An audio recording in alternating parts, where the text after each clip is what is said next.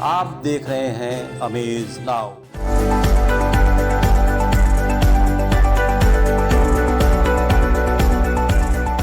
जो स्वस्थ नहीं है वह बीमार है। वास्तव में जो बीमार है, जो स्वस्थ नहीं है, उसकी हर जीत सिर्फ एक हार है। नमस्कार, मैं हूं अरविंद श्रीवास्तव। आप देख रहे हैं हमारे अमेज नाउ का एक खास प्रोग्राम हेल्थ नाउ। स्वागत है आप सभी का। दोस्तों, हर सप्ताह जैसा कि हम लोग किसी न किसी स्वास्थ्य से संबंधित चिकित्सक से, विशेषज्ञ चिकित्सक से आपकी बात कराते हैं, रूबरू कराते हैं और उनकी बहुत सारी टिप्स हम आपको दिखाते हैं, सुनाते हैं। तो आज फिर एक बार हम होम्योपैथी की चिकित्सक, गोरखपुर की वरिष्ठ चिकित्सक डॉक्टर बिंदा सागर को अपने साथ, हमने उन्हें इन्वाइट किया है अपने साथ। तो आज वो फिर एक बार कुछ खास बातें बताएंगे। तो आइए मुखातिब होते हैं डॉक्टर बिंदा सागर। डॉक्टर बिंदा सागर, बहुत बहुत स्वागत है आपका हमारे अमेज नाउ चैनल पर। और एक बार फिर से हमारे तमाम दर्शक आपके साथ हैं और आपका इंतज़ार कर रहे हैं। हेलो, नमस्कार, I am again here with you.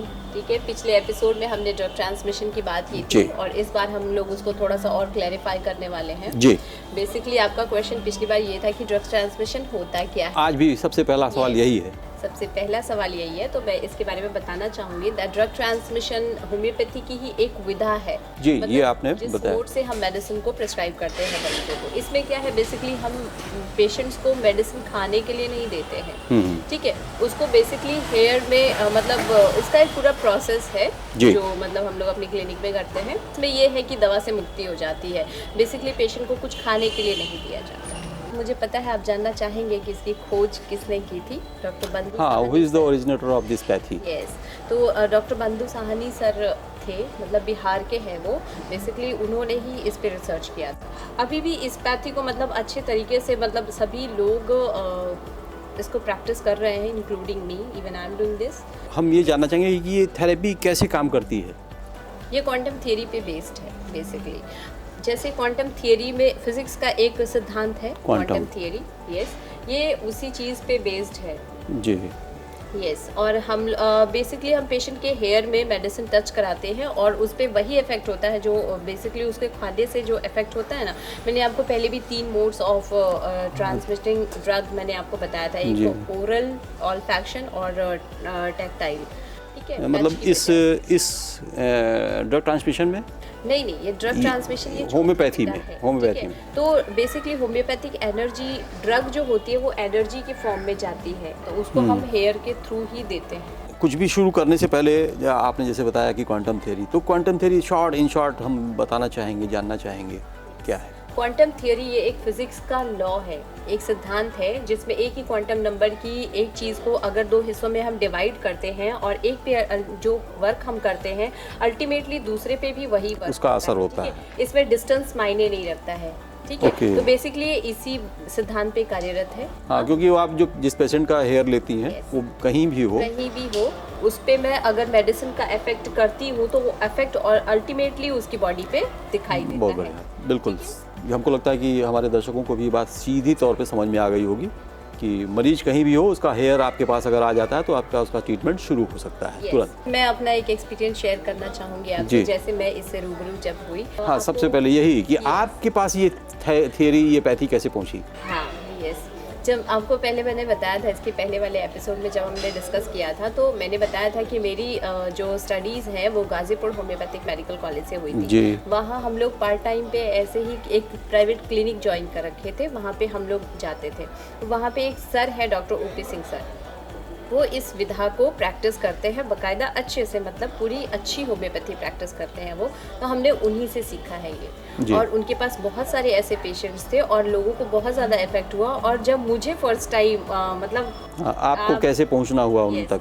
मैंने भी इस चीज़ पे बिलीव नहीं किया था फर्स्ट टाइम, बट जब मैं गई वहाँ पे तो मुझे बरैया ने काट लिया था, येलो वाली जो वो बड़ी खतरनाक सी बरैया ने काट लिया था। और उसके बाद मुझे कोई दवा खाने के लिए नहीं दी थी, ना ही मतलब कुछ किया, सिर्फ मेरा एक हेयर लिया और उन्होंने एक डाइल्यूशन प्रिपेयर किया था, उसमें उन्होंने डिप किया और उसके बाद मुझे भेज दिया वहाँ से।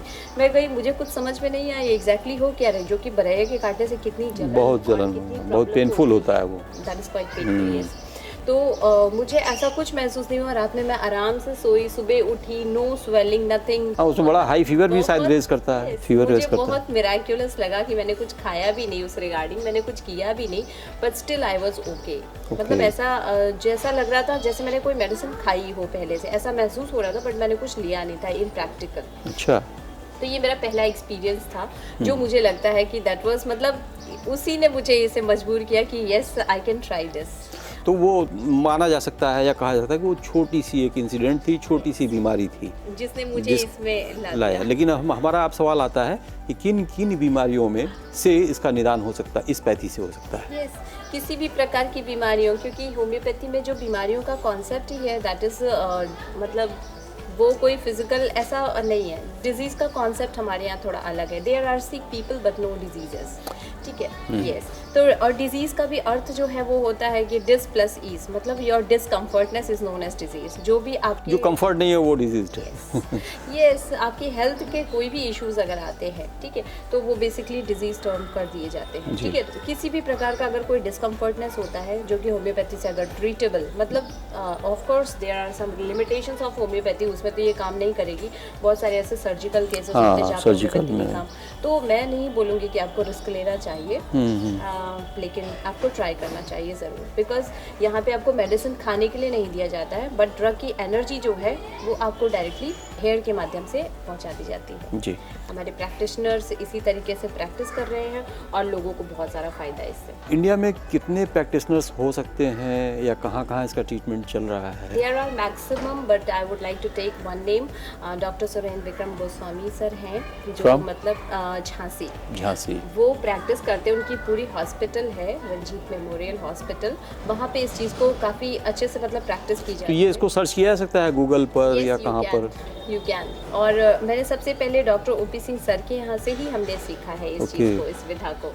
तो सबसे पहले तो गाज़ीपुर में प्रैक्टिस की जाती है, झांसी में प्रैक्टिस की जाती है, नो डाउट पटना इसका ओरिजिन सेंटर रहा है, तो वहाँ इसको प्रैक्टिस किया जाता है डॉक्टर MK साहनी सर के नेतृत्व में जी, और उन्हीं से हमने ये सब चीज़ें सीखी हैं। गोरखपुर की बात करें तो गोरखपुर में मुझे तो नहीं लगता है कि, क्योंकि हम लोगों ने भी कहीं पहले आपसे मिलने से पहले हम लोगों ने कहीं नहीं सुना न देखा इस ट्रांसमिशन के बारे में, ड्रग ट्रांसमिशन। ये एक अनोखी विधा है, सबको आश्चर्य लग रहा है। तो आई थिंक कि अगर गाजीपुर को हटा दिया जाए, डिलीट किया जाए, तो इस पूरा जो ये पूर्वांचल का बेल्ट है इसमें शायद, या बनारस को भी छोड़ दिया जाए, तो गोरखपुर के आसपास के जो ज़िले हैं उसमें सिर्फ आप ही इस बात को, इस प्रैक्टिस को कर रही हूँ। मैं ऐसा नहीं कह सकती हूँ, बिकॉज मेरे बहुत सारे ऐसे सीनियर्स हैं जो इसको प्रैक्टिस करते हैं, शायद जो अभी बहुत ज़्यादा प्रकाश में नहीं है, लेकिन मैं आपके माध्यम से बताना भी चाहूँगी लोगों को कि जगह जगह पे इसकी प्रैक्टिस होती है, मतलब लोग करते हैं। जैसे हमारे डॉक्टर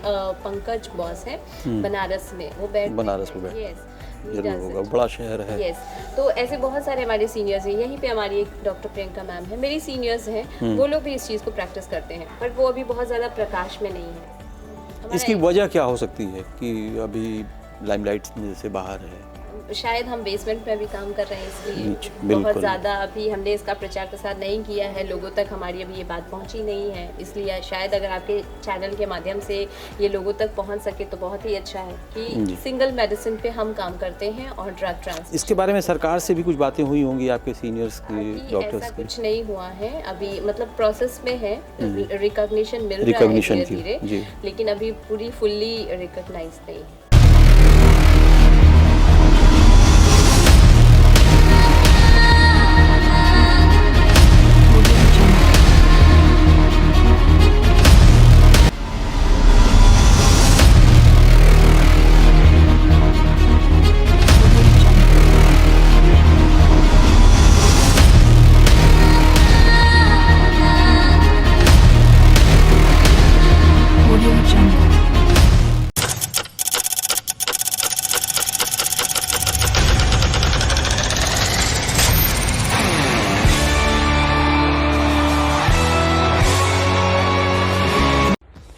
इंद्रधनुष 2022 इवेंट जो कि 1 और 2 जनवरी को हो रहा है एडकॉस द्वारा, उसमें मैं आ रहा हूँ। 2 जनवरी को होगा मेरा लाइव कॉन्सर्ट शाम 6 बजे गोरखपुर में। Welcome to Jaya Shakti Infracon LLP. 5 अलग अलग साइट्स चल रहे हैं गोरखपुर और बस्ती जनपद में। हर प्रोजेक्ट पर पाएं कम दाम में प्लॉट या बनवाएं अपने सपनों का आशियाना। Ayush golf city, Sunauli road, Gorakhpur. Ayush residency, Katjaha, Gorakhpur. Ayush smart city, Sonbarsa, Gorakhpur. Ayush global city, Madapar, Gorakhpur. Ayush green city, Parsa Jafar, Basti. हर प्लॉट की रजिस्ट्री पर मिलेगा सोने का एक सिक्का। नमस्कार, हम जया शक्ति प्रकाश से। हमारा प्रयास है कि हर आय वर्ग को आवास उपलब्ध कराया जाए। आयुष सिटी का सपना, सबके पास हो घर अपना।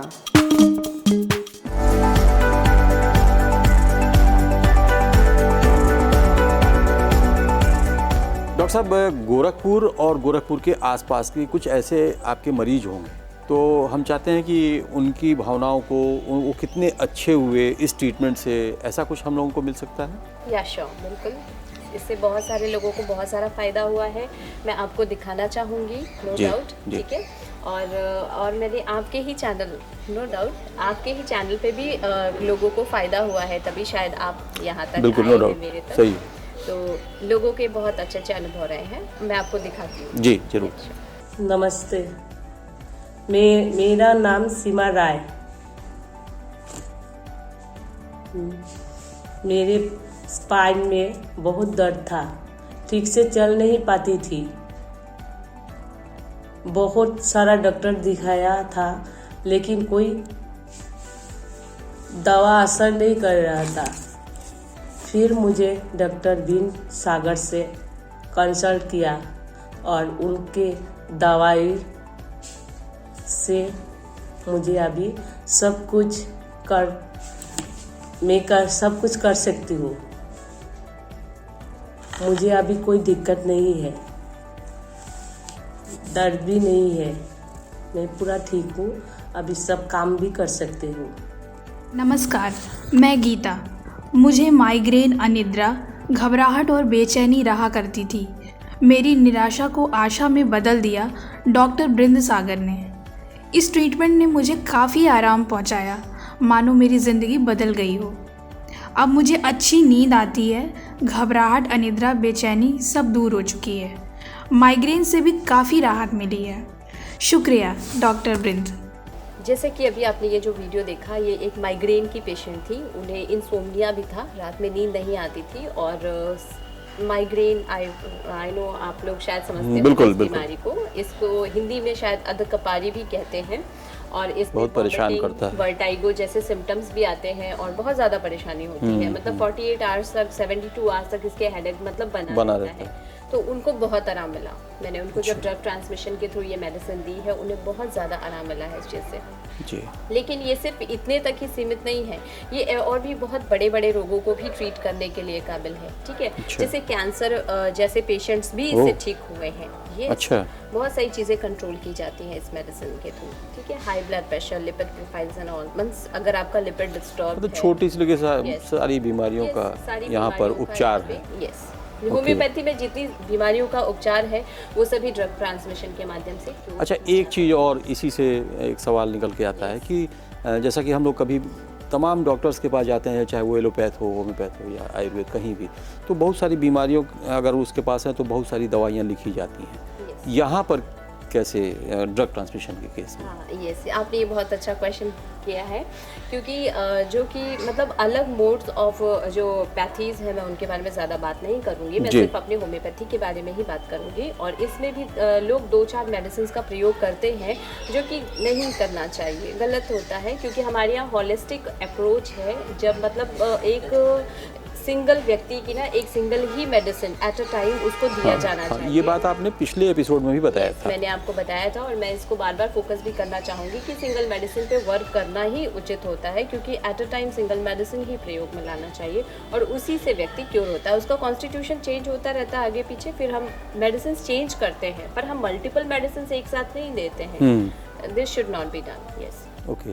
तब अब फिर सवाल उठता है कि अभी जैसे आपने बताया कि वो अधकपारी या माइग्रेन या फिर कैंसर, इन केसेस में इन केसेस में भी हम सिंगल मेडिसिन का ही प्रयोग करते हैं। जैसे हमने आपको पहले भी बताया है कि हमारे यहाँ डिजीज़ का कोई कॉन्सेप्ट नहीं है, but there are sick people. तो जो लोगों की कंप्लेंट्स होती हैं बेसिकली हम उसी पे मेडिसिन प्रेस्क्राइब करते हैं। हमारी मेडिसिन जो होती है वो ह्यूमन पे प्रूव्ड होती हैं, तो इसलिए हमें सटीक सिम्टम्स मिल जाते हैं। ऐसा कोई पैथोलॉजी बेसिस हमारा कोई ट्रीटमेंट नहीं चलता है कि किसी पैथोलॉजी पे बेसिस कोई अलग से कोई मेडिसिन ला के दिए। जो मेडिसिन पहले लक्षण उत्पन्न सर्दी जुकाम बुखार क्योर करती हैं, वही मेडिसिन हमारी कैंसर भी क्योर कर सकती है, उसमें इतनी क्षमता होती है। जी, बहुत अच्छा ज्ञान मिला हमें और हमारे दर्शकों को, बड़ी अच्छी जानकारी मिली। और चूँकि समय अब हम लोगों को इजाज़त नहीं देता है आगे बढ़ने का, तो फिर हम लोग फिर ऐसी ही बातें कर लेंगे। आज के लिए इतना ही। Thank you. स्वास्थ्य, संतुष्टि और शिक्षा, यही है जीवन की परीक्षा। तो दोस्तों, आपने देखा डॉक्टर बृंद सागर, इन्होंने कितनी गंभीर बातें बताई। ड्रग ट्रांसमिशन की बातें हुई, ये कितना गंभीर गूढ़ विषय हो सकता है, इसका सिर्फ हम अंदाज़ा लगा सकते हैं। एक पेशेंट कई 100 किलोमीटर दूर हो, अगर उसका सिर्फ एक हेयर लेकर कोई आता है और ड्रग ट्रांसमिशन होता है और उस प्रक्रिया से वो मरीज़ ठीक होता है, तो ये बहुत अच्छी बात है और सुनहरे भविष्य की ओर हम जा सकते हैं, ऐसा हम समझ सकते हैं। तो आज का हमारा सफ़र यहीं समाप्त होता है। अगले हफ्ते आज ही के दिन इसी समय हम फिर मिलेंगे। तब तक के लिए हमें दीजिए इजाज़त। नमस्कार।